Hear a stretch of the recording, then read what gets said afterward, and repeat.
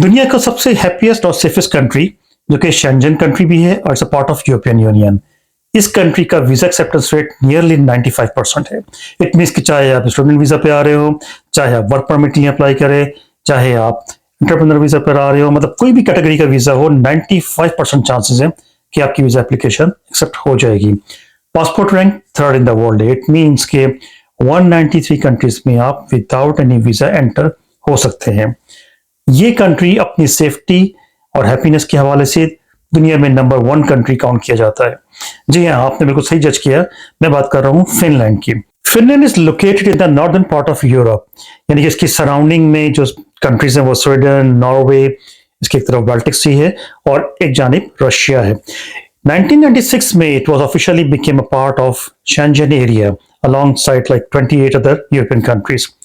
इस कंट्री की पॉपुलेशन अपने साइज के एतबार से बहुत कम है, सिर्फ 5.6 मिलियन, यानी कि 56 लाख की आबादी का ये कंट्री है। फिनलैंड का टोटल एरिया है 3,38,000 स्क्वायर किलोमीटर, आबादी है 5.6 मिलियन की। ये तकरीबन जो एरिया में ये इक्विवेलेंट होता है पाकिस्तान का जो सबसे बड़ा प्रोविंस है बलूचिस्तान के बराबर। बलूचिस्तान का टोटल एरिया है 347,000 स्क्वायर किलोमीटर और उसकी आबादी है 14 मिलियन। तो यानी इससे आप अंदाजा कर सकते हैं कि फिनलैंड की पॉपुलेशन डेंसिटी बलूचिस्तान से भी कम है, यानी कि इतने बड़े एरिया पे सिर्फ 5.6 मिलियन लोग रहते हैं और इसके बरक्स बलूचिस्तान में इतने ही एरिया पे 14 मिलियन लोग रहते हैं। तो यहाँ पे फिनलैंड में सिर्फ कंपैरिजन करने का मकसद ये कि आपको अंदाजा हो कि पॉपुलेशन डेंसिटी कम होने से जॉब अपॉर्चुनिटीज हमेशा बढ़ जाती हैं। हाईली डेवलप्ड कंट्री है, दुनिया का सबसे सेफेस्ट और हैप्पीएस्ट कंट्री काउंट होता है। फिनलैंड का कैपिटल है हेलसिंकी। हेलसिंकी की आबादी सिर्फ 6,75,000 है।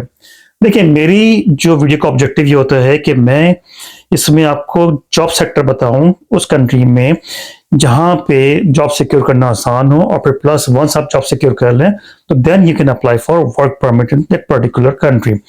फिनलैंड के जो मेजर जॉब सेक्टर्स हैं उसमें हाईटेक कंट्री है तो mobile technology, IT service, telecommunication equipment and electronics. तो मैं तमाम के डिटेल में जाऊंगा क्योंकि सिर्फ ये मेजर इंडस्ट्रीज के बारे में बात करूंगा। इसके अलावा बाकी जो मेजर इंडस्ट्रीज की हैं जैसे कि फॉरेस्ट्री है, क्योंकि एक बड़ा हिस्सा जो है फॉरेस्ट पे कंसिस्ट करता है, तो मैं इन तमाम एरियाज को 1 बाय 1 हाईलाइट करूंगा और वहां बताऊंगा कि कौन कौन सी जो एरियाज हैं जहां पे आप जॉब सिक्योर कर सकते हैं या आसानी से तलाश कर सकते हैं। मेरी वीडियो का पैटर्न होता है कि मैं हमेशा बात करता हूँ मेजर एडवांटेजेस एंड डिसएडवांटेजेस की, और आप खुद को आपको जज कर सकें कि वहां पे आपके लिए जाना फायदेमंद है या नहीं। देखिए, सबसे बड़ा एडवांटेज जो है फिनलैंड का वो ये है कि 70% फिनलैंड की आबादी इंग्लिश बोलती है, क्योंकि यूरोप में इंग्लिश बोलना थोड़ा सा कम है। मतलब आप जर्मनी, स्पेन, फ्रांस, इटली तमाम कंट्री से बात करें तो इसमें अपने नेटिव लैंग्वेज को हमेशा ये प्रेफरेंस देते हैं। लेकिन फिनलैंड में अगर ऑफिशियल लैंग्वेज फिनिश है और इसके अलावा स्वीडिश बोली जाती है, लेकिन 70% लोग जो है वो इंग्लिश बात समझते भी हैं, बोलते भी हैं। ये एक बहुत बड़ा एडवांटेज है।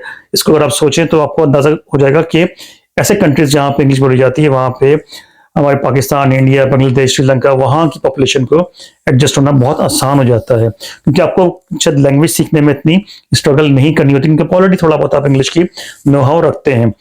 इसका जो सेकंड मेजर एडवांटेज है वो इसका एक्सेप्शनल वर्क लाइफ बैलेंस है। देखिए, इसकी हैप्पीनेस का राज जो है वो उसकी बेसिकली वर्क लाइफ बैलेंस के अंदर छुपा हुआ है, क्योंकि ये कंट्रीज बेसिकली हमेशा प्रेफर करते हैं कि आप किस तरह अपनी वर्क और लाइफ को बैलेंस लेके चलते हैं और अपनी फैमिली लाइफ को, अपनी पर्सनल लाइफ को, पर्सनल वेलबींग को किस तरीके से आप एडजस्ट करते हैं। इसका जो थर्ड एक बहुत बड़ा मेजर एडवांटेज है वो ये है कि यहाँ पे कोई इंग्लिश लैंग्वेज की टेस्टिंग की रिक्वायरमेंट नहीं है। आपको कोई आइल्स, टॉफल कुछ नहीं देना।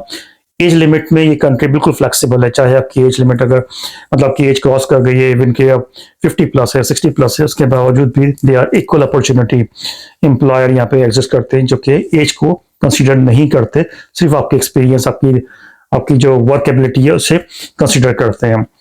इसकी जो जैसे मैंने एक एडवांटेज पहले बताया कि थर्ड इसका पासपोर्ट रैंक करता है दुनिया में, यानी कि पूरी दुनिया में आप 195 कंट्रीज में इजीली ट्रेवल कर सकते हैं।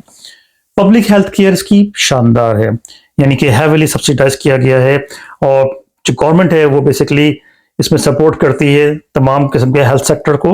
और जो आपके पास जो एक पर पर्सन जो कॉस्ट आती है तकरीबन कोई 20 यूरो आती है पर अपॉइंटमेंट, यानी कि 20 यूरो आप सिर्फ पे कर रहे हैं और बाकी तमाम का तमाम आपकी जो कंसल्टेंसी फीस है, डॉक्टर्स की, कंसल्टेंट की और तमाम मेडिसिन की, वो गवर्नमेंट बर्दाश्त करती है।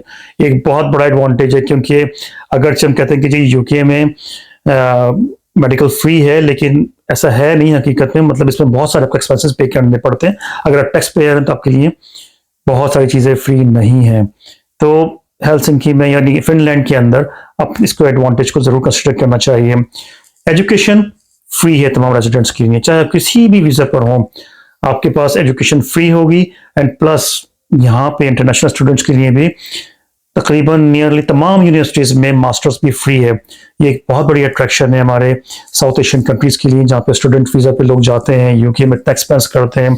तो अगर आप कंसिडर करें फिनलैंड को, तो ये भी जस्ट लाइक जर्मनी, यहाँ पे एमएससी करना आपके लिए बहुत आसान है, बहुत ईजी है। मतलब एक्सपेंसेस तकरीबन जीरो है, सिर्फ आपका लिविंग एक्सपेंसेस होंगे और कुछ भी नहीं।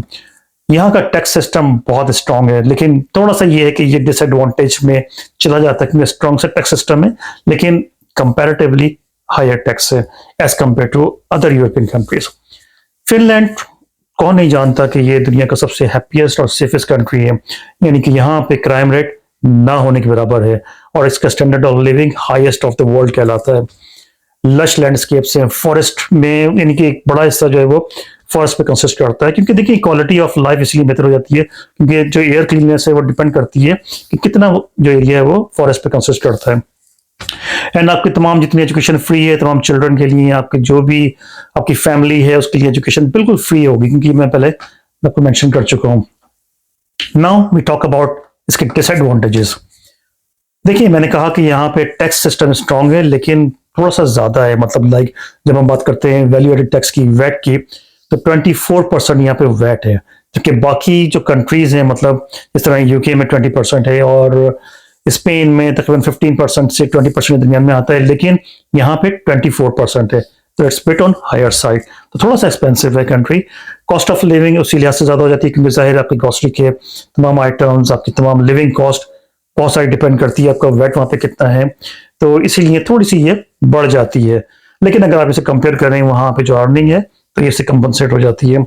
लैंग्वेज का बैरियर है डेफिनेटली। अगर आप हेलसिंकी में जॉब कर रहे हैं तो 70% लोग इंग्लिश बोलते हैं, लेकिन जो रिमोट एरियाज हैं जैसे टेम्परी हो गया, एसपे हो गया, उसमें लैंग्वेज बैरियर आपको फेस करना पड़ता है, क्योंकि आपको थोड़ी बहुत फिनिश या स्वीडिश आनी चाहिए।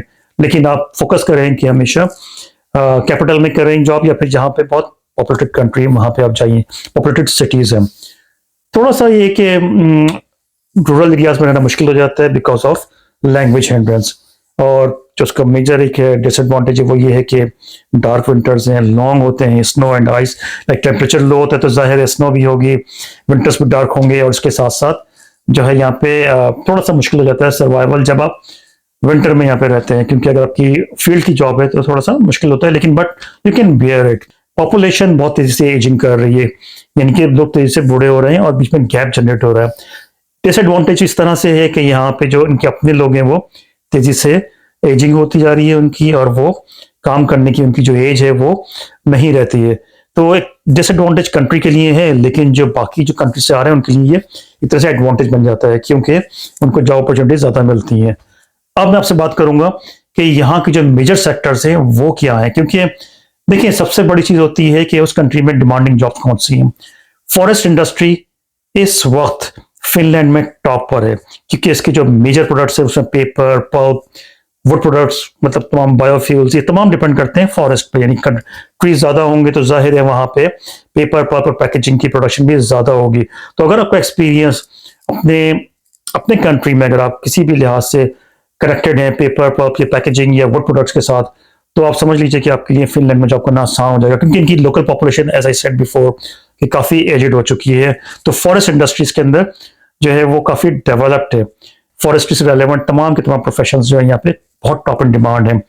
मेजर कंपनीज कौन कौन सी हैं फॉरेस्ट्री के अंदर? यूपीएम है, स्टोरा एंसो है और मेट्सा ग्रुप है। ये they are the world leader in paper industry और वुड प्रोडक्ट्स मैन्युफैक्चरिंग में। वेबसाइट पर जाइए और अगर आपका प्रोफेशन जो है वो आपका एक्सपीरियंस रिलेटेड है फॉरेस्ट्री से, तो इसे हरगिज मिस ना कीजिए।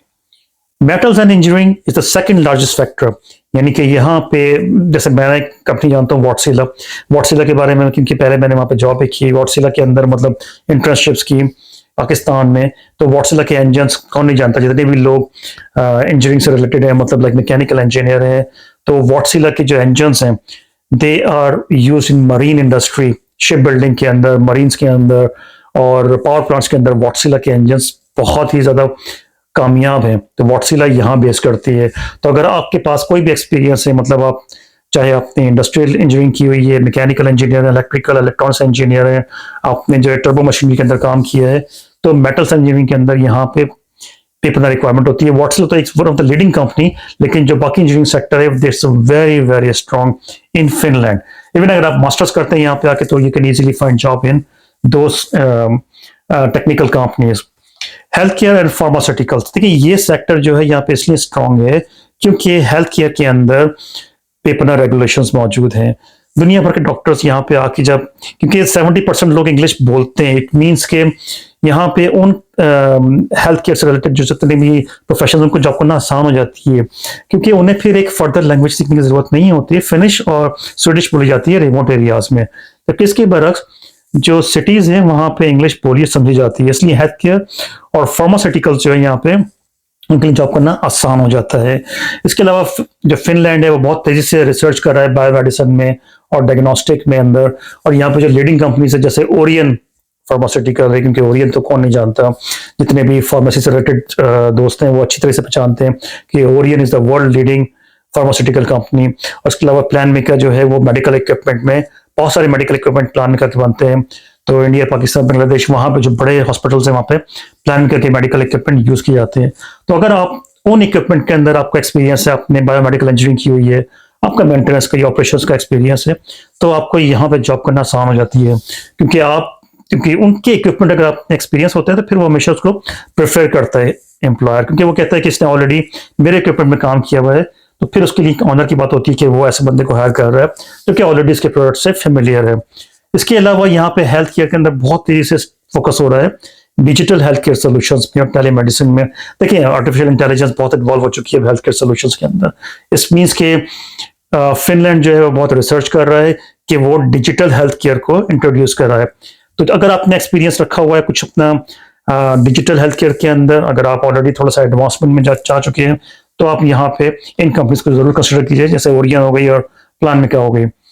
गेमिंग एंड एंटरटेनमेंट जो है ना बड़ी तेजी से बूम कर रहा है इस वक्त पूरे यूरोप में, क्योंकि गेमिंग इंडस्ट्री जो है वो डिपेंड करती है क्रिएटिविटी और इनोवेशन पे।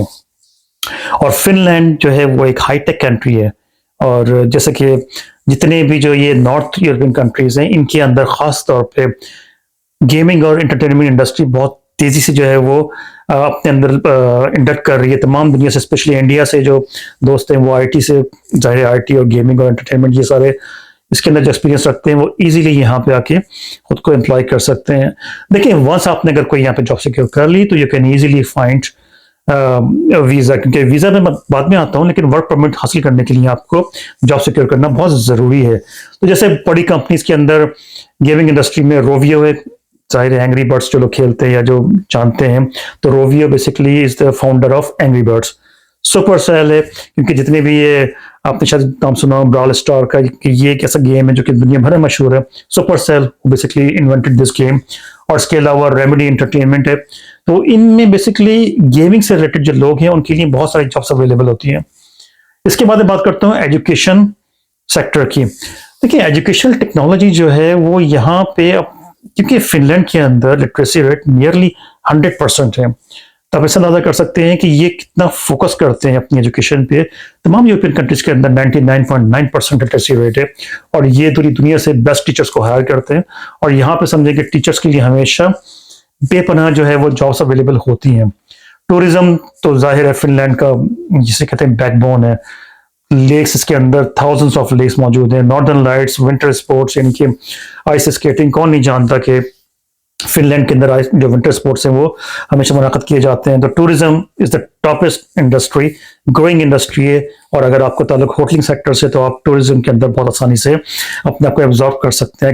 एग्रीकल्चर एंड फूड इंडस्ट्री के बारे में बात करूं तो ये अपनी हाई क्वालिटी और जो फूड प्रोडक्शन है उसके लिए ये भरे मशहूर है। इसमें जो डेयरी प्रोडक्ट्स हैं यानी कि दूध के बने प्रोडक्ट्स, जो जितने भी आपके मीट और बेवरेजेस हैं, वो फिनलैंड में समझे कि वो उसके फाउंडर हैं। क्योंकि देखिए पहली बात ये कि हेल्थ सेक्टर बहुत स्ट्रांग है, क्लीनलीनेस बहुत ज़्यादा है, हैप्पीस्ट कंट्री है, सेफेस्ट कंट्री है।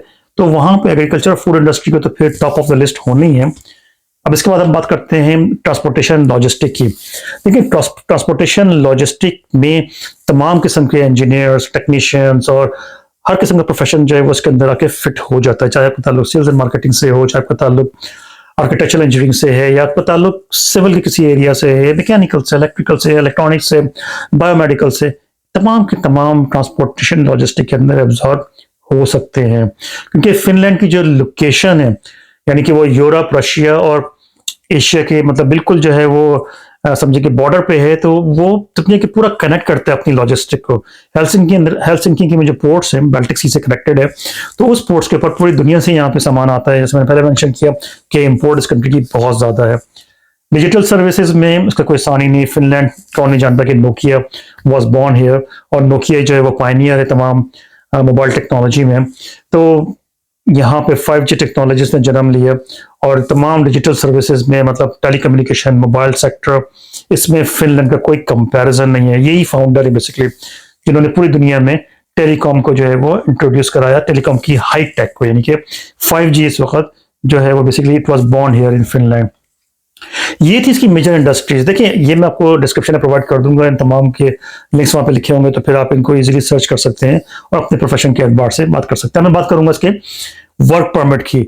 वर्क परमिट की कॉस्ट बहुत लो है यहाँ पे। देखिए 490 यूरो में आप जो है वर्क परमिट के लिए अप्लाई कर सकते हैं। यानी अगर आपने जैसी कोई जॉब सिक्योर कर ली, आपको अपॉइंटमेंट लेटर मिल गया किसी भी एम्प्लॉयर से, तो समझे फिर आपके लिए वर्क परमिट करना आसान हो गया है, क्योंकि आप रिमोटली अप्लाई कर सकते हैं।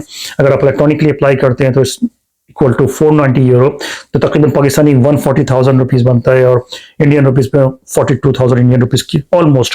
लेकिन अगर आप पेपर एप्लीकेशन अप्लाई करते हैं तो इस क्वाइट एक्सपेंसिव, यानी कि पेपर एप्लीकेशन इज 690 यूरो, यानी कि 200 euro more expensive than electronic service.